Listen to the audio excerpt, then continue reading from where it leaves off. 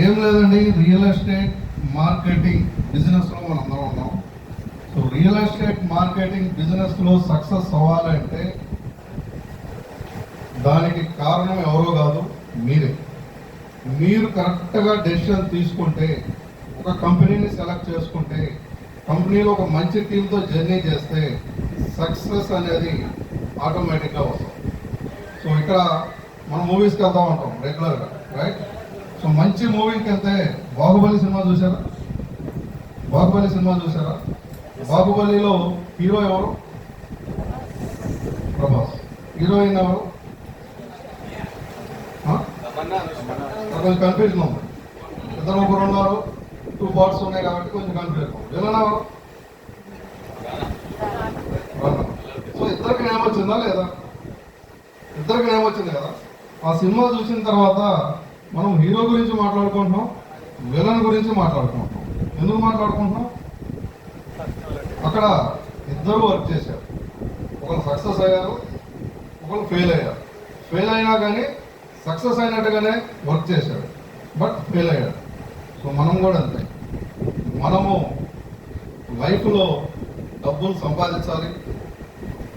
కొన్నిసార్లు సంపాదించిన డబ్బులు కూడా పోతాయి, మనం నాలెడ్జ్ లేకనో, సో ఏదో కరెక్ట్ గైడెన్స్ లేకుండా ఏదో బిజినెస్ చేస్తే సంపాదించిన డబ్బులు కూడా క్రోర్స్ పోగొట్టుకున్న వాళ్ళు ఉన్నారు, ల్యాక్స్ పోగొట్టుకున్న వాళ్ళు ఉన్నారు, చిన్న చిన్న బిజినెస్లు చేసి థౌజండ్స్ పోగొట్టుకున్నారు.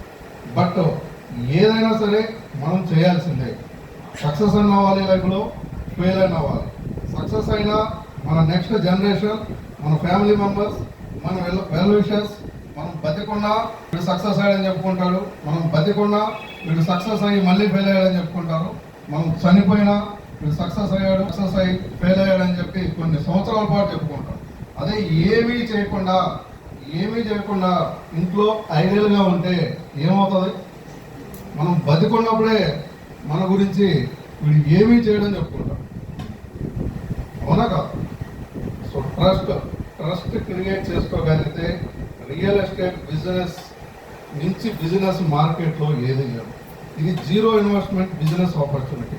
ట్రస్ట్ క్రియేట్ చేయాలంటే ఏం కావాలి? మన మీద ట్రస్ట్ క్రియేట్ అవ్వాలి మార్కెట్లో అంటే మనం ఏం చేయాలి? మనం ఒకసారి నిలబడాలి, ఒక ఆర్గనైజేషన్తో నిలబడాలి, ఒక ఆర్గనైజేషన్ని ప్రమోట్ చేసుకోవాలి, ఒక ఆర్గనైజేషన్లో ఒక టీమ్గా గ్రో అవ్వాలి, ఒక లీడర్గా గ్రో అవ్వాలి. ఇవన్నీ చేసుకోవడానికి 3 years బిజినెస్ రూల్. రియల్ ఎస్టేట్లో బాగా సంపాదించిన వాళ్ళు, బాగా సెటిల్ అయిన వాళ్ళు, బాగా ఎక్స్పీరియన్స్ ఉన్న వాళ్ళు చెప్పేది ఏంటంటే ఒకటే మాట, ఏ రియల్ ఎస్టేట్ మీటింగ్కి వెళ్ళినా 3 years అనేది బిజినెస్ రూల్. 3 years అనేది ఒక ఆర్గనైజేషన్తో మనం వర్క్ చేస్తే, టీమ్తో వర్క్ చేస్తే సక్సెస్ ఉంటుంది తప్పితే ఫెయిల్ అనే మాటే రాదు.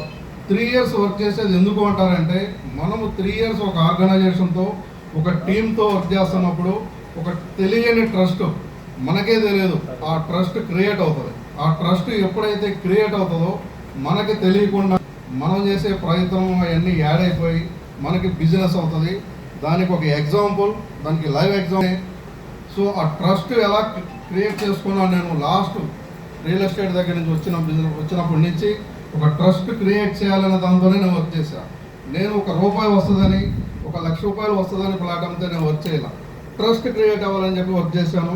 ఆ ట్రస్ట్ క్రియేట్ చేసిన దానికి నాకు తెలియకుండానే మన ప్రాజెక్ట్ ఏదైతే ఉందో మిలీనియం కొల్లూరు ఎల్మలలో, నాకు తెలియకుండానే నేను ఈశాన్యలో ఉన్నాను, ఈ ప్రాజెక్ట్తో ఉన్నాను అని చెప్పేసి వాళ్ళంతకు వాళ్ళు వెళ్ళి నా దగ్గర లొకేషన్ తీసుకొని వెళ్ళి, సైట్ కూడా నేను వాళ్ళకి చూపించలేదు, లొకేషన్ తీసుకొని వెళ్ళి సైట్ చూసిన తర్వాత నాకు ఫోన్ చేశారు, మీరు ఉన్నారు అనే ధైర్యంతో నేను వస్తున్నాను, మేము చాలా ప్రాజెక్ట్స్ చూసాము, నేను ఆఫీస్కి వస్తున్నానని చెప్పేసి వచ్చి కూర్చున్నారు. ఎండితో కూర్చోబెట్టాను. 1 hour డిస్కషన్లో స్పాట్లో అడ్వాన్స్ కట్టేసి ఈ రోజుకి 80 lakhs పేమెంట్ చేశారు. 15-40 డేస్లో వాళ్ళు కంపెనీని చూసి పే చేయలేదు, ప్రాజెక్టును చూసి పే చేయలేదు. వాళ్ళకి ఫస్ట్ పేమెంట్ చేయాలని ఆలోచన ఎలా వచ్చిందంటే ట్రస్ట్ అనే వర్డ్తో ఆలోచన. ఆ ట్రస్ట్ ఎందుకు వచ్చిందంటే నాకు వాళ్ళకున్న పరిచయం